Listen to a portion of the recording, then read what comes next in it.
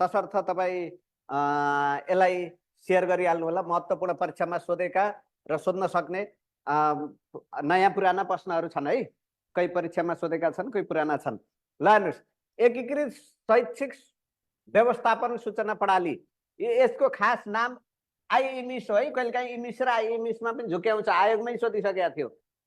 Online data entry गर्ने जिम्मेवारी कसको हो? अब अनलाइन डाटा इन्ट्री गर्ने भनेको स्थानीय तह अथवा समन्वय इकाइ, यो मानव स्रोत विकास केन्द्रले अन्तिम प्रति प्रकाशन गर्ने हो। सबै डाटा त विद्यालयलाई थाहा हुन्छ नि त। डाटा इन्ट्री गर्ने वेब बेसमा आधारित 2075बाट वेबमा आधारित गरेर डाटा इन्ट्री गर्न थालिएको छ भन्ने कुरा छ नि हो। ल ल पहिलो प्रश्नको एकदमै बेटर सुरुवात भइसकेको छ। अब दोस्रो आजको सेकेन्ड प्रश्नतर्फ हामी अगाडि बढ्छौँ। ल भेरी गुड। कुनै शिक्षकले उनका विद्यार्थीहरूले विगत 1 वर्षमा हासिल गरेको शैक्षिक उपलब्धिको तथ्याङ्क कम्प्युटरबाट विश्लेषण गर्न चाहन्छन् भने यसका लागि तलका मध्ये कुन साधन बढी? अब विद्यार्थीको 1 वर्षको रेकर्ड, प्रथम त्रैमासिक मासिक सबै चाहिँ रेकर्ड राखेर अब त्यसबाट चाहिँ विश्लेषण गर्न चाहन्छ हैन, तथ्याङ्कबाट कम्प्युटरबाट विश्लेषण गर्न चाहन्छन् भने त्यसका लागि कुन साधन बढी उपयुक्त हुन्छ होला? ल त्यसका लागि पाइ चार्ट हुन्छ कि बार ग्राफ हुन्छ कि गुणात्मक विश्लेषण हुन्छ कि क्वालिटी भन्दा पनि अब स्प्रेडसिट भनेको यो एक्सलबाट सबैभन्दा डाटा इन्ट्री गर्न, म्याक्सिमम मिनिमम निकाल्न। उषा किरणजी नमस्ते नमस्ते, ल स्वागत छ। धेरैजना साथीहरू हुनुहुन्छ। ल भेरी गुड। ल सेकेन्ड पनि धेरैजना साथीहरूले मिलाउनु भएको छ। ल धन्यवाद छ फेरि।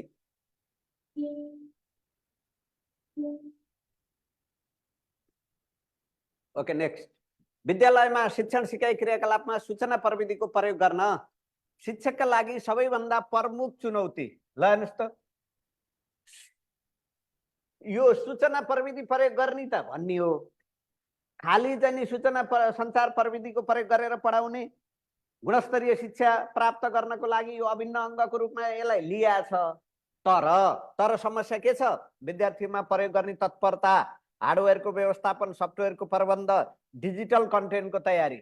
अब शिक्षकले डिजिटल कन्टेन्ट यस्ता यो चाहिँ स्लाइडहरू बनाएर कन्टेन्ट बनाएर रेडी गर्न सके पो बल्ल अनलाइन क्लास यसरी पढाउन सकियो। यो क्वेसन नै बनाउन सकिएन हैन, पिपिटी फाइलमा यो तयार पार्न सकिएन भने, सामग्री जो छैन, प्रश्नै छैन भने त कसरी हुन्छ?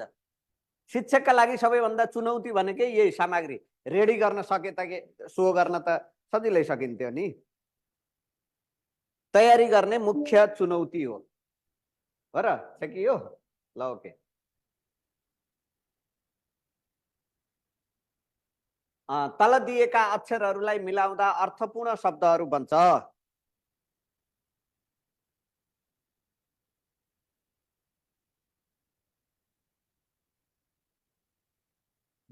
यसरी बन्ने शब्दहरू मध्ये अरूभन्दा फरक शब्द कुन हो? ल हेर्नुहोस् त, अर्थपूर्ण बन्छ कुन होला फरक?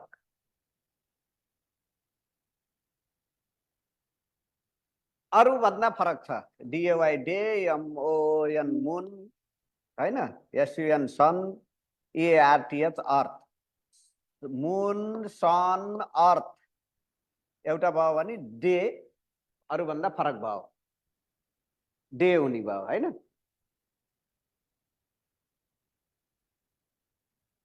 र आज सबै जान्ने मान्छे आउनु भएको छ। निशाजी जान्ने होइन, तपाईँ सबै जान्ने भइसक्नु भयो नि त। अब त शनिबार त हाम्रो नतिजा आइसक्ने हो त। अब नजानेर त के हान्ने हैन। दिएको क्रम 7, 12, 22, 27, 37, 52 छुटेको संख्या तलका मध्ये कुन हो? ल हेर्नुहोस्, 7 र 5 12, 12 मा 10 22, 22 मा 5, ल प्लस 5 प्लस 10 प्लस 5, 27 मा प्लस 10। अब कति चाहियो? 5 चाहियो। 42 अनि प्लस 10 52 भनेपछि हामीलाई चाहियो कति? 42। ल 42 चाहियो। आइक्यू यो परीक्षामा सोधेको आइक्यू है, लाइसन्समै सोधेको। त्यसकारण यो लाइसेन्समा सोधेको हो, त्यही भएर त्यति गाह्रै प्रश्न पनि आउँदैन भन्ने कुरा तपाईँले चाहिँ बुझ्नु होला। त्यति गाह्रो प्रश्न पनि आउँदो रहन्छ भन्ने कुरा। तलका मध्ये समूहमा नमिल्ने जिल्ला कुन चाहिँ हो? नमिल्ने जिल्ला उदयपुर, सिन्धुली, महोत्तरी, मकवानपुर।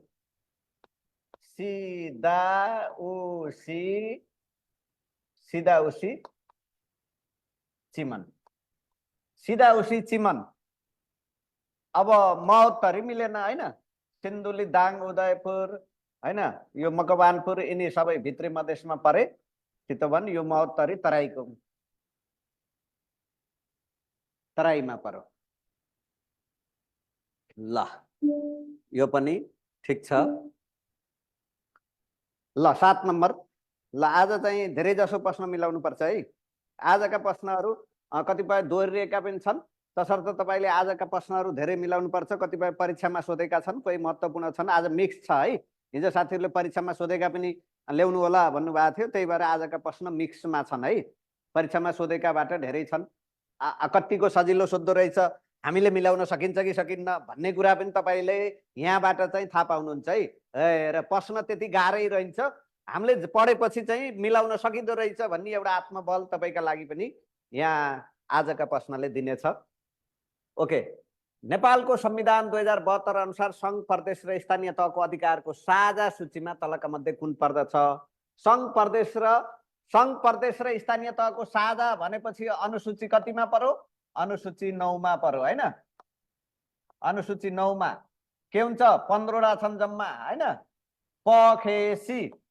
पखेसी भनेर चाहिँ सम्झिने। अनुसूची 9 का साझा शिक्षा सम्बन्धी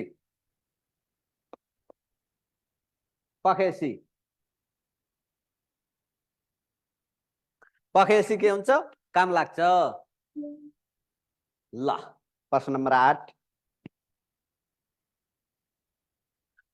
समावेशी तथा न्यायोचित र गुणात्मक शिक्षा सुनिश्चित गर्दै सबैका लागि जीवन पर्यन्त सिकाइका अवसरहरू प्रवर्धन गर्ने लक्ष्य तलका मध्ये कुन दस्तावेजमा उल्लेख गरिएको छ?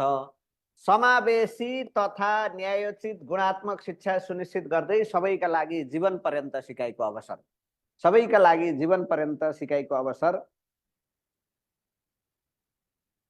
प्रवर्धन गर्ने लक्ष्य कुन दस्तावेजमा उल्लेख गरिएको छ? शिक्षा नीति 2076, राष्ट्रिय प्रारूप 2076, दिगो विकासको लक्ष्य कार्य ढाँचा, विद्यालय शिक्षा क्षेत्र योजना SESP। केले होला? अब समावेशी र न्यायोचित गुणात्मक शिक्षा सुनिश्चित गर्दै सबैका लागि जीवन पर्यन्त सिकाइका अवसरहरूको प्राप्त गर्ने लक्ष्य भनेपछि त गुणात्मक शिक्षा सुनिश्चित गर्ने भनेपछि त यो दिगो विकासतिर गइहाल्यो नि हैन। दिगो विकासको लक्ष्य कार्य ढाँचा।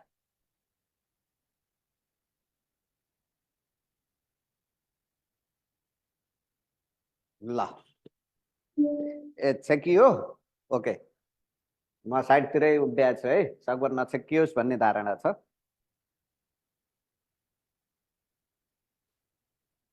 यताबाट छेकिन्न होला। ल अनिवार्य तथा निशुल्क शिक्षा सम्बन्धी ऐन 2075 ले मातृभाषामा शिक्षा प्राप्त गर्ने अधिकार तलका मध्ये कसलाई रहने उल्लेख गरेको छ? कसलाई रहने उल्लेख गर्यो? ल कसलाई? मातृभाषामा हैन, मातृभाषामा प्रत्येक व्यक्तिलाई, प्रत्येक नागरिकलाई, प्रत्येक बालबालिकालाई, प्रत्येक नेपाली समुदायलाई। मातृभाषा भनेको व्यक्तिको, नागरिकको, बालबालिकाको हुँदैन, यो समुदायको हुन्छ। त्यसकारण यो एकदमै कन्फ्युजन नहुनु होला। प्रत्येक समुदायलाई के हुनेछ? प्रत्येक नेपाली समुदायलाई।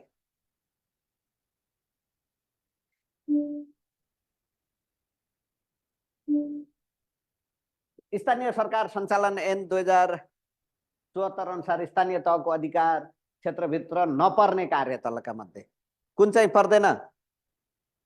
गाउँ तथा नगर शिक्षा समिति गठन, स्थानीय सरकारको विद्यालयको नामाकरण, विद्यार्थी सिकाइ उपलब्धिको परीक्षण, सामुदायिक विद्यालयका शिक्षक तथा कर्मचारी छनौट। छनौट त यसले कहाँ गर्छ? यत्रो छनौट गर्ने, सामुदायिक विद्यालयका शिक्षक कर्मचारी छनौट गर्ने अधिकार हुँदैन। गाउँ नगर शिक्षा समिति गठन गर्ने, व्यवस्थापन समिति गठन गर्ने, यिनी सबै हुन्छ। नामाकरण गर्ने यी सबै हुन्छ। सिकाइ उपलब्धि परीक्षण गर्ने, 10 सम्मको 8 सम्मको परीक्षा सञ्चालन गर्ने, 10 सम्मको समन्वय गर्ने, यो सबै पर्व है। खुल्ला तथा दूर शिक्षा प्रणालीबाट माध्यमिक शिक्षा परीक्षा एसीमा सहभागी हुन प्राथमिक तहदेखि जम्मा कति वर्ष लाग्छ?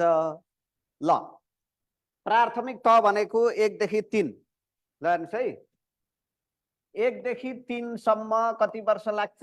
1 देखि 5 प्रावि भनेको 5 सम्म 3 वर्ष लाग्छ। 6, 7, 8 को लागि 2 वर्ष लाग्छ। 9 र 10 को लागि 1 वर्ष लाग्छ।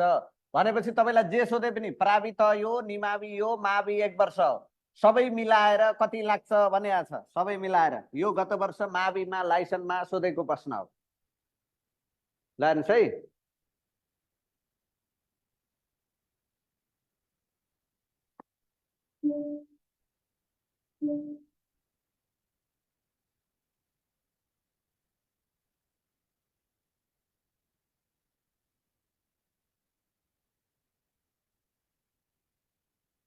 प्राविधिक तथा व्यावसायिक धारको माध्यमिक शिक्षा कक्षा 9-12 मा समावेश नभएको विषय कुन हो? 9-12 मा कुन विषय समावेश भएको छैन? सिभिल इन्जिनियरिङ, पशु विज्ञान, मेकानिकल इन्जिनियरिङ, सङ्गीत। सङ्गीतलाई प्राविधिक धारमा राखेको छ है, नझुकिनु होला।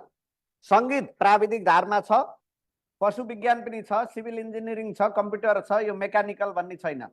बाली विज्ञान छ हैन, यो मेकानिकल इन्जिनियरिङ भन्ने चाहिँ यो चाहिँ सिटिभिटीतिर छ, यो चाहिँ प्राविधिक धारको माध्यमिक शिक्षा 9-12 को मा छैन।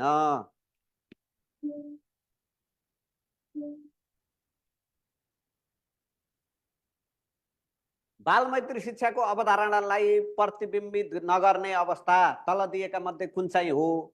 बालमैत्री शिक्षाको अवधारणालाई प्रतिबिम्बित नगर्ने अवस्था कुनले गर्दैन?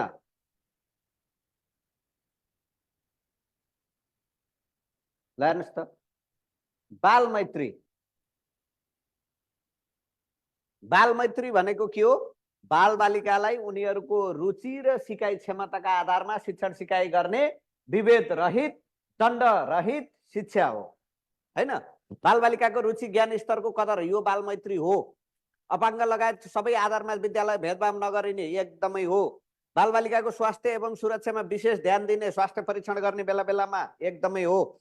व्यवहार आचरण सुधारका लागि सामान्य दण्ड सजाय, दण्ड वर्जित हुन्छ, वर्जित गरिन्छ, दण्ड वर्जित हुन्छ बालमैत्रीमा। बालबालिकाको गति र सिकाइ अनुसार, गति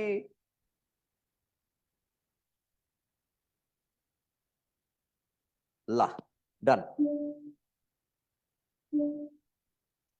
सङ्कटको समयमा सिकाइका लागि तलका मध्ये कुन चाहिँ तरिका कम प्रभावकारी हुन्छ? सङ्कटमा ल हेर्नुहोस् त, सङ्कट आयो, एकदमै विपद आएर सङ्कट आयो हैन, बाढी आयो, विद्यालय भत्काइदियो अथवा लैदियो, पहिरो आयो, विद्यालय चाहिँ गयो, सङ्कट आयो, अथवा महामारी आयो, अत्यन्त सङ्कटको अवस्था, विकराल स्थिति आयो, अथवा द्वन्द्वग्रस्त भयो, तनाव भयो हैन। सङ्कट त विभिन्न कारणले प्राकृतिक विपत्तिपछि सङ्कट आउँछ। त्यो सङ्कटका अवस्थामा कुन चाहिँ तरिका कम प्रभावकारी? सङ्कटमा विशेष सिकाइ प्रबन्धन गर्न पर्ने हुन्छ, विशेष साधन र माध्यमको प्रयोग गर्ने, अनलाइन यो पनि हुन्छ, सन्दर्भ अनुरूप सहजीकरण गर्ने, सिकाइको पूर्ववत उपायको, पूर्ववत भनेको पहिला जसरी पढाइन्थ्यो त्यसरी, पहिला जसरी चल्थ्यो त्यसरी चाहिँ चलाउन सकिन्छ र सकिँदैन नि त। अब पहिला जसरी कक्षामा आएर मजाले अगाडि बसेर बोर्डमा पढाइन्थ्यो भने त सङ्कटमा त यहाँ त दूरी मेन्टेन गर्न पर्ने अवस्था हुन सक्छ।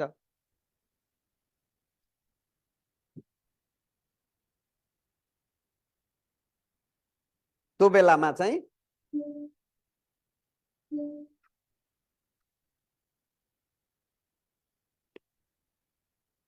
ल नेक्स्ट, तलका मध्ये कुन कथन सिकाइको अभ्यास सम्बन्धी नियमसँग सम्बन्धित छ?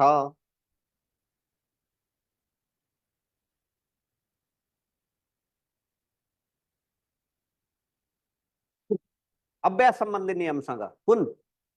पटक पटकको प्रयास र कार्यबाट सिकाइ सुदृढ हुन्छ। प्रभावकारी सिकाइका लागि शारीरिक, मानसिक, संवेगात्मक रूपमा सिकारू तयार हुनुपर्छ। सकारात्मक नतिजा प्राप्त हुने व्यवहार दोहोरिन्छ। पूर्व सिकाइ परिस्थितिका साझा तत्त्व नयाँ परिस्थितिमा प्रयोग हुन्छ। ल हेर्नुहोस् त, अभ्यास सम्बन्धी नियम। अभ्यास भनेको के हो? बारम्बार अभ्यास गर्ने होइन, शारीरिक मानसिक। कुन कथन सिकाइको अभ्यास सम्बन्धी नियम। अभ्यास भनेको के हो? पटक पटक प्रयास गर्ने अभ्यास हो भने, पटक पटक प्रयास गर्नु, पटक पटकको प्रयास र कार्यबाट सिकाइ सुदृढ हुन्छ। अभ्यास भनेकै बारम्बार जाने गरियो भने त्यसबाट चाहिँ सिकाइ हुन्छ।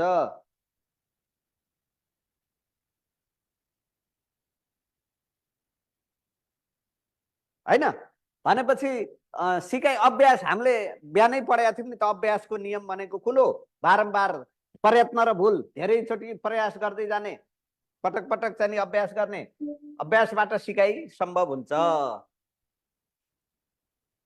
ल व्यवहारवादी मनोवैज्ञानिक बीएफ स्किनरको सिकाइ सिद्धान्तलाई के भन्ने? बीएफ स्किनर व्यवहारवादी भन्दा बित्तिकै व्यवहारवादी तीनवटा विशेष गरेर उत्तेजना र प्रतिक्रियाका आधारमा प्राणीले देखाउने व्यवहार, त्यो व्यवहारवादी हो। व्यवहारवादी बीएफ स्किनर भन्दा बित्तिकै कार्यपरक अपरेन्ट कन्डिसनिङ थ्योरी, कार्यपरक प्याभलभ शास्त्रीय, थन्डाइक बिरालो, प्रयत्न र भुल। पहिलो पटक नियम।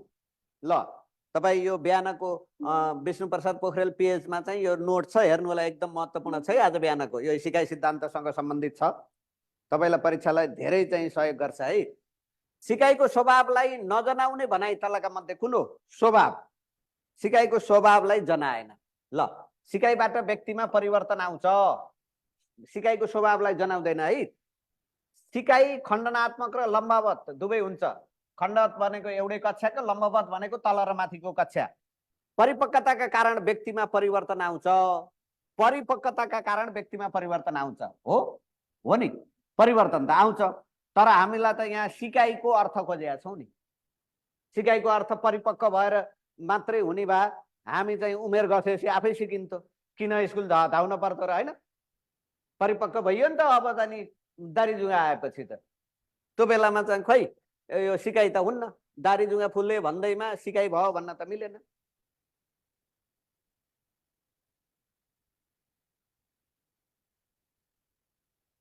ल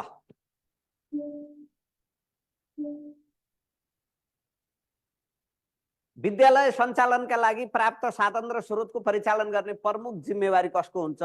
विद्यालय सञ्चालनको लागि प्राप्त साधन र स्रोत, एकदमै साधन र स्रोत जति पनि छ, पैसा, शिक्षक, आर्थिक, भौतिक, मानवीय सबै स्रोत परिचालन गर्ने तीनटा काम। सामुदायिक विद्यालयको सञ्चालन, व्यवस्थापन र रेखदेख। ल हेर्नुहोस् है, व्यवस्थापन समितिको मुख्य काम तीनटा हो। के हो? सामुदायिक विद्यालयको सञ्चालन, व्यवस्थापन र रेखदेख, यी तीनवटा शब्द। ल हेर्नुहोस्, सञ्चालन गर्ने पनि हो, व्यवस्थापन गर्ने र रेखदेख गर्ने, तीनवटा कामको लागि मुख्य गरेर सामुदायिक विद्यालयमा 9 सदस्यको एउटा व्यवस्थापन समिति गठन गरिन्छ। भनेपछि त के हुने भयो? यी विद्यालय सञ्चालनका लागि साधन स्रोत परिचालन गर्ने भनेको त यो जिम्मा, यो त विद्यालयको बाउ हो। यो बाउको जिम्मा हुन पर्यो नि, त्यसरी सम्झिनु होला।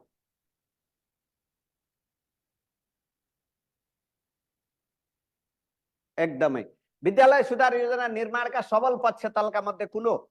विद्यालय सुधार योजना, सबभन्दा पहिला विद्यालय सुधार योजना भन्दा बित्तिकै शिक्षाको गुणस्तर कायम गर्न, मुख्य उद्देश्य भनेको गुणस्तर कायम गर्ने, राम्रो सिकाइ हैन।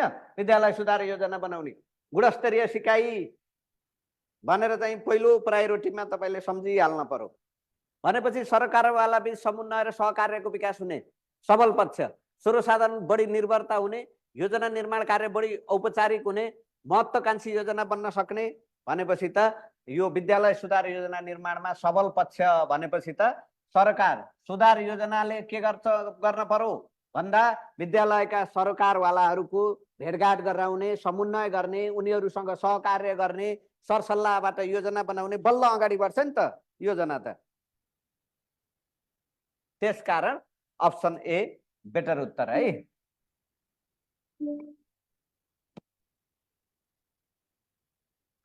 सामुदायिक विद्यालयमा गरिने सामाजिक परीक्षण सम्बन्धी कार्यलाई तलका मध्ये कुन पक्षलाई प्रत्यक्ष सहयोग गर्छ? सामाजिक परीक्षण भन्दा बित्तिकै शिक्षक अभिभावक सङ्घको जिम्मेवारी हो। ट्याक्कै सम्झिनु होला है। शिक्षक अभिभावक सङ्घ, सङ्घको अध्यक्ष, यसको संयोजक हुन्छ, 7 सदस्य हुन्छ भन्ने कुरा तपाईँले ट्याङट्याङटी अस्ति हामी पढेका छौँ। ल अब तलका मध्ये कुन पक्षलाई प्रत्यक्ष सहयोग गर्छ? सामाजिक परीक्षण कार्यले कुन पक्षलाई प्रत्यक्ष सहयोग गर्ने? यसले के हुन्छ भने सामाजिक परीक्षण गर्दाखेरि विद्यालयका आय, व्यय, भौतिक, शैक्षिक हैन उपलब्धि, रिजल्ट सबै कुराहरू छर्लङ्ग देखिन्छ पारदर्शी तरिकाले। पारदर्शी सबैलाई चित्त बुझो हो, स्कुलमा कुनै घोटाला भएको छैन, सबैको सहयोग छ, अरूको सहयोग पनि छ, समन्वय छ हैन, सबै पारदर्शी छ, केही चाहिँ नि फर्जी बिल छैन, नियम अनुसार स्कुल चलेको छ भनेपछि त समुदाय पनि खुसी। त्यसकारण सम्बन्ध विकास गर्नलाई, विद्यालय समुदायको सम्बन्ध विकास गर्नलाई दुईटा महत्त्वपूर्ण, एउटा सार्वजनिक सुनवाई, अर्को विद्यालय व्यवस्थापन समिति। ल हेर्नुहोस् है, नझुकिनु होला, एकदमै फर्स्ट पोइन्ट चाहिँ त्यसलाई बेटर सम्झिनुपर्छ। शिक्षकको पेशागत दक्षता विकासका लागि विद्यालयमा आधारित तरिका तलका मध्ये कुन चाहिँ हो? शिक्षकको पेशागत, ल हेर्नुहोस्, पेशागत विकास भनेको आफूलाई अपडेट गर्ने, अब्बल बनाउने हैन, विद्यालयमा आधारित। अब शिक्षक आफूलाई चाहिँ आफ्ना कमी कमजोरीहरू सुधार गर्दै जाने, आफूलाई अपडेट गराउने, त्यसका लागि विद्यालयमा आधारित तरिका। यति यहाँ यो विद्यालयमा सो सिकाइ प्रयत्न, सो सिकाइ भनेको आफै सिक्ने हो, विद्यालयमा जान परेन। औपचारिक अध्ययन भनेको यो चाहिँ आफैले अध्ययन गर्ने हो, परेन। तालिम प्रदायक संस्थामा हुने तालिम प्रदायक भनेपछि तालिम दिने केन्द्रमा भएपछि यो विद्यालयको भएन, यो के भयो? सहकर्मीबाट। ल सहकर्मीहरूले एउटाले अर्काले पढाएको कक्षा हेर्ने हैन, एउटाले पढाएको हेर्ने, अनि कहाँनिर कमी कमजोरी भयो तत्काल फिडब्याक दिने सहकर्मीबाट। कक्षा हामीले 11-12 तपाईँले टिचिङ प्र्याक्टिस गर्नुभयो भने गर्ने नि, कुन पक्ष राम्रो, कुन बेटर, सुझाव के, त्यहाँबाट पछि उतिखेर पृष्ठपोषण दिने। फर्मै भर्नुभयो? ल भेरी गुड। ल धेरै मिलेका छन् है। ल तपाईँको एकदमै उत्कृष्ट सहभागिता छ, त्यसको लागि सम्पूर्ण साथीहरूलाई फेरि पनि वेलकम, स्वागत छ यो इलाइट पाठशालाको दैनिक प्रश्नोत्तर सेसन है। अत्यन्तै यो शनिबारलाई उपयोगी प्रश्नहरू तपाईँको आजको प्रश्नबाट तपाईँको तयारी पनि तपाईँले आत्ममूल्याङ्कन गर्न सक्नुहुनेछ। महत्त्वपूर्ण प्रश्न भएको हुँदा सेयर गरेर सुरक्षित राख्नु होला। अब तपाईँको 1-2 दिन मात्रै छ, त्यसपछि त आज बुधबार भइहाल्यो, बिहिबार र शुक्रबार, भोलि र पर्सि, निका पर्सि त आइसक्यो। ल हाल कार्यरत शिक्षकको उत्प्रेरणा अनुभव जस्ता पक्षलाई शिक्षकको वृत्ति विकाससँग आबद्ध गर्नका लागि राष्ट्रिय शिक्षा नीति 2076ले के कुराको परीक्षण गर्नुपर्ने पक्ष ओइलाएको छ? के कुरा परीक्षण गर्ने त? शिक्षकहरूको उत्प्रेरणा अनुभव, यस्ता कुराहरू हेर्नलाई हैन। शिक्षकको उत्प्रेरणा अनुभव हेर्नलाई के भन्दा उसको चाहिँ शिक्षकको हेर्ने के हो भन्दा क्षमता कस्तो छ त, सक्षमता कति प्रदर्शन गर्न सक्छ हैन हो। यी शिक्षकको सक्षमता परीक्षण गर्ने के, कति शिक्षक सक्षम छ कि छैन, अनुभव छ, उत्प्रेरित छ कि छैन विकास आबद्ध गर्नको लागि भनेपछि त शिक्षकका पनि सक्षमता हेर्ने हो नि त। बिसीबासी शनिकासु त्यस्ता चाहिँ नि कति प्रयोग गर्न सक्छ हेर्ने भनेको छ।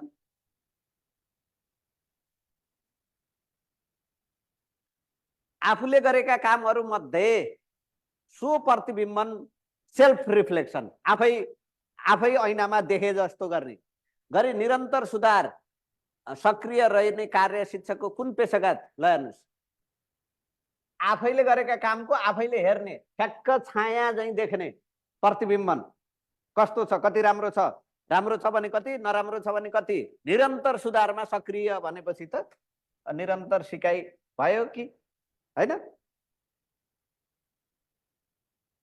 भनेर तपाईलाई लागेको उत्तर एकदम ठिक छ।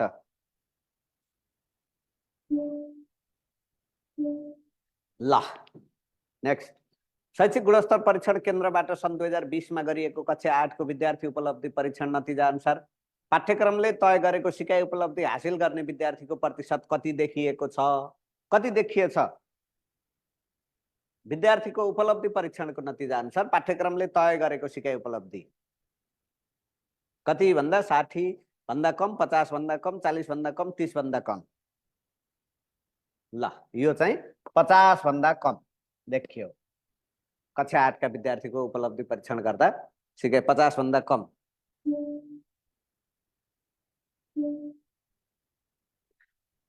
नेपाल एजुकेसन सेक्टर एनालाइसिस 2011 ले गुणस्तरीय शिक्षामा सुधारका लागि शिक्षकहरूमा विषयवस्तुको ज्ञान तथा शिक्षण सिकाइमा नै कमजोर भएको पक्ष अहिलेको सन्दर्भमा सुधारका लागि सुझाव दिएको पक्ष कुन हो? के गरियो भने यहाँ यी शिक्षककै विषयवस्तुको ज्ञान र शिक्षणमा कमजोर छन्। धेरै जसो शिक्षकको चाहिँ विषयवस्तु ज्ञान कमजोर छ भने त्यो बेलामा के गरियो भने बेटर हुन्छ भन्दा शिक्षकमा विषयवस्तु थाहा छैन भनेपछि एजुकेसन पढ्दै गर्दा, पूर्व सेवाकालीन पढ्दै गर्दा राम्रो पढ्न पर्यो, सेवाकालीन पनि तालिम दुवै तहमा सुधार गर्ने, भित्र्याउँदा पनि दक्ष जनशक्ति भित्र्याउने, भित्र आइसकेपछि पनि तालिम दिने। पूर्व सेवाकालीन भनेको आइएड बिएड पढ्नु, शिक्षक प्रवेश गर्न, शिक्षक हुन चाहनेको लागि स्कुल कलेजबाट पढाउने हो। सेवाकालीन भनेको जागिर खाइसकेपछि दिने। पुनर्ताजगी भनेको प्रत्येक 2 वर्षमा नयाँ तरिकाले जानी रिफ्रेश गर्नको लागि दिने शिक्षा। ल, आज धेरैजना साथीहरूले पुराना प्रश्नहरू पनि अलिकति के कस्तो आउँछ भन्नुभएको थियो, त्यसकारण आजका प्रश्नहरू पुराना प्रश्न थिए है।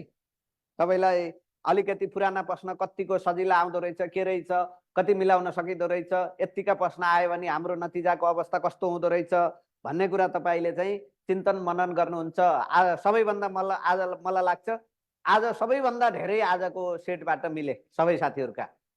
ल यो मानेमा एकदमै खुसी छ। तपाईहरुको 100% नतिजा आउने यो सेटले पुष्टि गर्दियो। अब तपाईमा 100% पास गर्ने क्षमता बनिसकेछ।